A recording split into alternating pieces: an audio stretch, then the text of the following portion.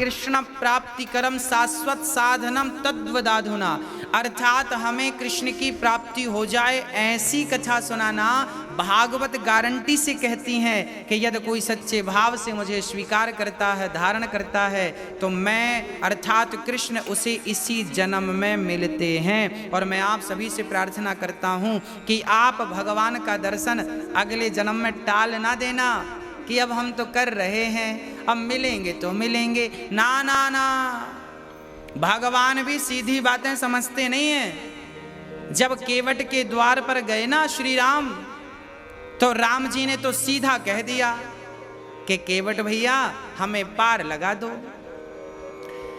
भक्तों को भी केवट की तरह टेढ़ा बनना पड़ेगा, तब भगवान आपको दर्शन देंगे। नहीं, भगवान बड़े चतुर हैं। हाँ, मम्मी की गोद के लिए, माँ की गोद के लिए जब बच्चा रोता है ना, तो माँ बच्चे को लॉलीपॉप पकड़ा देती है। यदि बच्चा लॉलीपॉप में उलझ गया तो फिर माँ गोद में नहीं लेती, चल तू लॉलीपॉप ले, मैं काम निपटाती हूँ। हाँ, यदि आप भी दर्शन के लिए, भगवान के दर्शन के लिए रोएंगे ना, तो भगवान भी आपको लॉलीपॉप पकड़ा देंगे। कौन सा लॉलीपॉप? मान बढ़ाई, पद प्रतिष्ठा, आपको पैसा दे देंगे, आपको धनवान बना देंगे, प्रतिष्ठावान बना देंगे, और खूब आपको ऐशो आराम भगवान दे देंगे। आपको लगेगा बड़ी कृपा है भगवान की। आप तो संसार में, धन दौलत में, मान बढ़ाई में उलझ जाएंगे और भगवान बाजू से निकल जाएंगे। ना ना ना, तुम तो यहाँ उलझ गए। तो ये जो संसार का लॉलीपॉप है, जो मान बढ़ाई का, पद प्रतिष्ठा का, प्रिय भक्तों मैं आपसे हाथ जोड़कर प्रार्थना करता हूँ, इस लॉलीपॉप में मत उलझ जाना। हाँ, फिर क्या है? केवट ने कहा प्रभु, राम जी ने कहा कि मांगी नाव न केवट आना, मांगी नाव न केवट आना, मांगी नाव न केवट आना।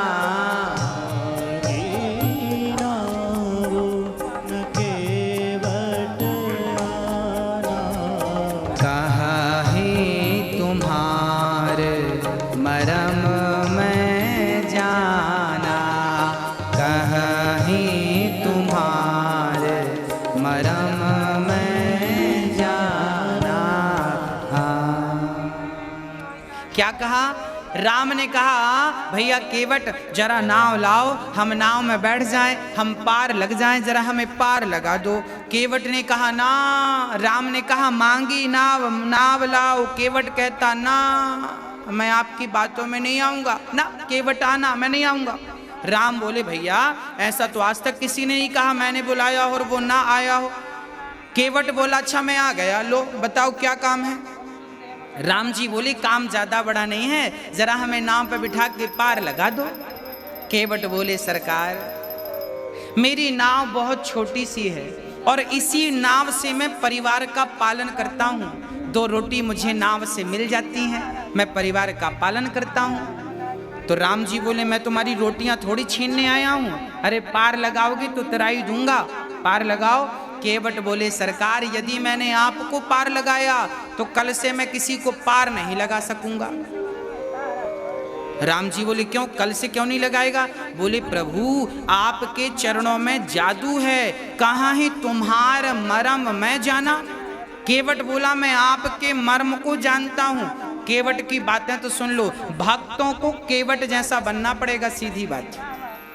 केवट कहता है मैं आपके मर्म को जानता हूं। कौन सा मर्म जानता है? कैसा मर्म है भगवान का? बोले लक्ष्मण हूं यह मर्म न जाना, जो कछु चरित रचा भगवाना। भगवान के मर्म को लक्ष्मण जी ना जान सके, और ये नाव चलाने वाला केवट कहता है कि मैं आपके मर्म को जानता हूँ। कौन सा मर्म जानता है? बोले छुअत सिला भई नारी सुहाई, आपके चरणों का स्पर्श किया था तो गौतम नारी श्राप बस उपल दे धरि धे, चरण कमल रज चाहते, कृपा करो रघुवीर। जब आपने अहिल्या पर अपने चरणों की धूल गिराई तो वो अहिल्या पत्थर की थी, पत्थर की नारी का आपने उद्धार कर दिया। आपके चरणों की धूल का स्पर्श होते ही जैसे जैसे जैसे पारस मणि का स्पर्श हो जाए तो लोहा सोना बन जाता है, ऐसे आपके चरणों की धूल अहिल्या पर गिर गई तो अहिल्या श्राप के कारण पत्थर बनी थी, पर आपके चरण धूल लगने से वो पत्थर की नारी नारी बन गई और आपको प्रणाम करके पति लोक को चली गई। प्रभु जब पत्थर तर गए तो मेरी नाव तो लकड़ी की है, कहीं आपके चरण धूल से मेरी नाव नारी ना बन जाए, और नाव नारी बन गई, पत्थर नारी बन गई और नाव भी नारी बन गई तो मेरी घरवाली कहेगी मैं थी दोबारा दूसरी कहाँ से ले आई, बड़ा झगड़ा होगा। लड़ाई ना करा देना सरकार, इसलिए मेरी प्रार्थना है कि पहले चरणों को धोऊंगा और चरणों की रज को हटाऊंगा, उसके बाद आपको बिठाऊंगा। वाह, क्या राम सीधे सीधे चरण धुलवा लेते? हाँ, केवट ने जिद की नहीं ढाऊंगा, आपके पिता की सौगंध खाता हूं, दशरथ जी की सौगंध। अब लक्ष्मण को बड़ा गुस्सा आया, मूर्ख, मेरे पिता की सौगंध क्यों खाता? जब से देख रहा हूं बातें करता जा रहा, काम कुछ करता नहीं है। पार नहीं लगाऊंगा, पार नहीं लगाऊंगा। क्यों नहीं लगाएगा? अभी बाण से मारता हूं। केवट ने मुस्कुराते हुए लक्ष्मण की तरफ देखा और लक्ष्मण से कहा, हे लक्ष्मण जी, रघुनाथ सुप्राणन सो प्रिय बंधु, वही मुझ बाण से मारत है, मरता हूँ कहाँ सुचि गंग के तीर, रघुनाथ सुनाथ निहारत है। अपराध यही दास का है, रघुनाथ के पांव पखारत हूँ। केवट ने कहा, लक्ष्मण जी मुझे मार दोगे तो मैं मर जाऊंगा। यमराज मुझसे पूछेंगे क्यों तुझे किसने मारा, तो मैं कहूंगा रघुनाथ सुप्राणन सो प्रिय बंधु, वही मुझे बाण से मारत है। अर्थात जो प्राणों से प्रिय लक्ष्मण है राम के लिए, वो रघुनाथ के प्राणों से प्रिय बंधु लक्ष्मण ने मुझे मारा है। यमराज जी बोलेंगे तुम मरे कहाँ हो? बोले मैं गंगा के तीर मरूंगा।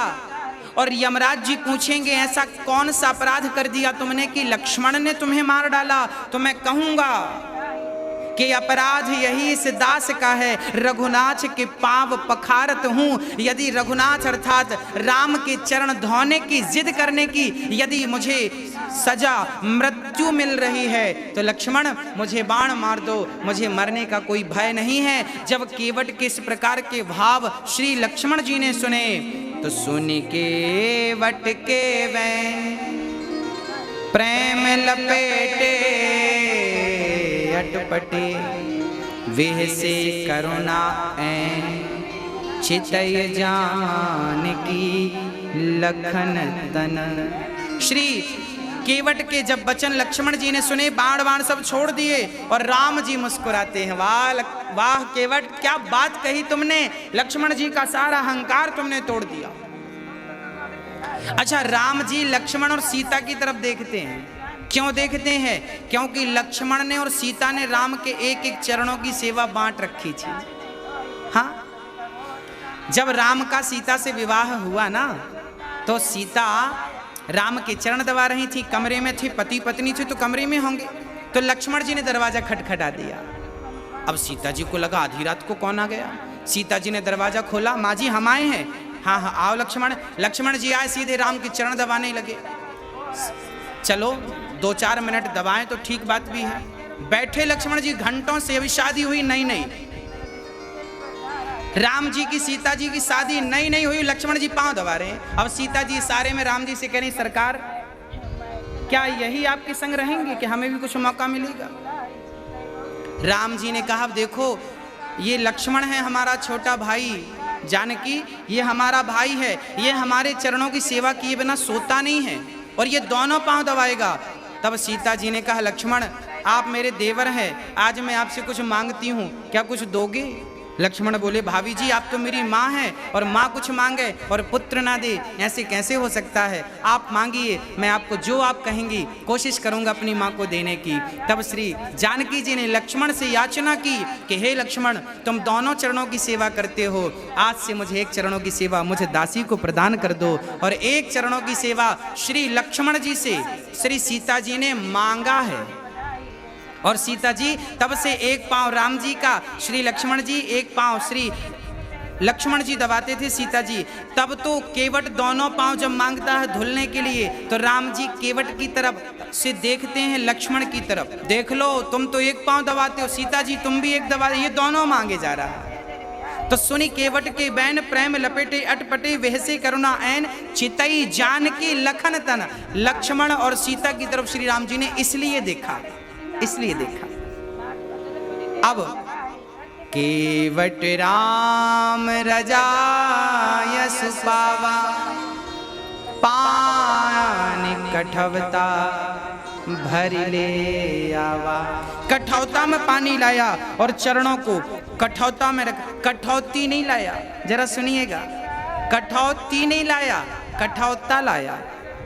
कठौती स्त्रीलिंग, कठौती लाता और कहीं राम के चरण डालते ही कहीं वो कठौती स्त्री ना बन जाए, इसलिए कठौता लाया कि बनेगा तो बेटा बनेगा, नाव चलाने के काम आएगा, बिटिया बनेगी तो फिर शादी का खर्चा और करना पड़ेगा। तो कठौता लाया, कठौती नहीं लाया। अब कठौते में चरण रखता है और घिस घिस के राम के चरणों को धुलता है और राम जी के चरणों को हिलाए डाल रहा, हिलाए डाल रहा। राम जी बोले, भैया भागा नहीं जा रहा हूँ, खड़ा हूँ, जरा आहिस्ता आहिस्ता धीरे धीरे धुल। केवट बोला, सरकार यदि आपको इतना ही भय है कि कहीं गिर ना जाऊं तो क्यों गिरते हो, मेरे मस्तक पे हाथ रख लीजिए ना। वाह कितना देखिए, केवट की तरह भक्त को चतुर बनना पड़ेगा, नहीं तो भगवान मिल भी जाएंगे तो यूं खड़े रहेंगे आपके सामने, ना वो आपसे बात करेंगे ना वो आपके सिर पे हाथ रखेंगे। केवट ने कितनी चतुराई से अपने मस्तक पर हाथ रखवा लिया प्रभु। यदि अब देखिए पांव जानबूझ के हिला रहा ताकि इनको लगे कि कहीं गिर ना जाए, और बाद में जब भगवान ने कहा मैं गिर जाऊंगा भाई जरा धीरे से धुल, तो केवट बोला कि मेरे सिर पे हाथ रख लीजिए। हाँ, तो केवट के सिर पर हाथ जब रखा तो राम के नयनों से, नेत्रों से आंसू की धार गिर पड़ी और राम के आंसुओं से केवट का मस्तक गीला हो गया। केवट ने कहा, सरकार आप रो रहे हैं, आपकी आंखों से आंसू क्यों?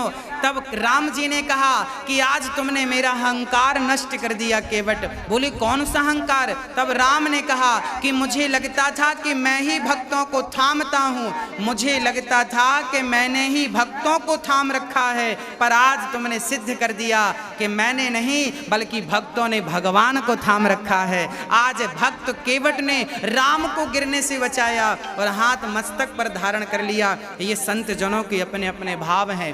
भक्त और भगवान का एक अलग ही संबंध होता है। भक्तों, गोपियां गालियां देती हैं कृष्ण को, तू निष्ठुर है, निर्दयी है। हाँ, प्रेम करना क्या जाने तू तो गाय चराने वाला है, प्रेम करना तो हम जानती हैं, तू क्या जाने। ऐसी बातें गोपियां कहती हैं। और आज केवट राम की सेवा करते हैं और इस प्रकार का आनंद प्राप्त करते हैं। जब चरण धुल लिया तो पत्नी को बुलाया, बच्चों को केवट ने बुलाया। अब राम जी ने कहा, पत्नी को क्यों बुला रहा है? केवट बोला, सरकार मेरी पत्नी मेरे से 10 साल छोटी है, जरा वो अपनी आंखों से देखेगी कोई धूल तो नहीं लगी। फिर बेटे को, अर्थात राम का दर्शन करा के राम के चरणों का स्पर्श करा के केवट अपने परिवार को तार रहा है। और जब चरण धुल गए तो राम ने कहा केवट अब तो धुल गए, अब तो पार लगा दे, अब तो केवट नाव में बिठा। केवट बोला सरकार पहले जो वेटिंग में थे उनको तो कंफर्म करूं, उन्हें तो पार लगाऊं, आपको बाद में लगाऊंगा। राम जी बोली यहाँ मेरे अतिरिक्त और कौन है। केवट बोले कि सुनो प्रभु, जो मेरे पितृ लोग हैं, मेरे पूर्वज, आज वो लाइन पर खड़े हैं। आपके चरणों का चरणोदक चरणामृत जब मैं उन्हें पिलाऊंगा, उनके नाम से छिड़कूंगा तो अकाल मृत्यु हरणम सर्वव्याधि विनाशनम विष्णु पादोदिगम पीत्वा पुनर्जन्म न वेद्यते। कहते हैं कि भगवान के चरणों का चरणामृत कोई पी ले एक बार तो वो अकाल मृत्यु से बच जाता है। इसलिए भगवान के चरणामृत जरूर पीना चाहिए। ठाकुर जी को स्नान कराओ, लड्डू गोपाल जी को जो स्नान कराते हैं, शालिग्राम भगवान को हम जो स्नान कराते हैं, उनको स्नान कराने के बाद जो पानी जो जल बचता है उसी को चरणामृत कहते। वो भगवान के चरणों का अमृत हमारे लिए बन गया। हाँ, चरणामृत बन गया। अब उसे बच्चों को पिलाइए, घर में छिड़किए, पूर्वजों के नाम से छोड़िए तो पूर्वजों को वो जल प्राप्त होता है और पूर्वजों को उससे मुक्ति मिल जाती है। ये प्रसंग रामचरितमानस का। केवट के पितृ, केवट के पूर्वज राम के चरणों के जल मात्र से तर गए। ये चरणों के चरणोदक की चरण जल की महिमा है, चरणों के जल की महिमा है भगवान के। ऐसी ऐसी परम परम सुंदर सी पावन सी कथा। तो मैं आपसे यह निवेदन कर रहा था कि भक्तों को भी भगवान से थोड़ा सी जिद करना पड़ता है। जिद करिए, प्रभु मुझे दर्शन दीजिए, भगवान के लिए रोइए, भगवान के लिए जो आप कर सकते हैं करिए। और जब जिद करेंगे ना तो भगवान आएंगे, और लॉलीपॉप में उलझ गए तो फिर आने वाले नहीं।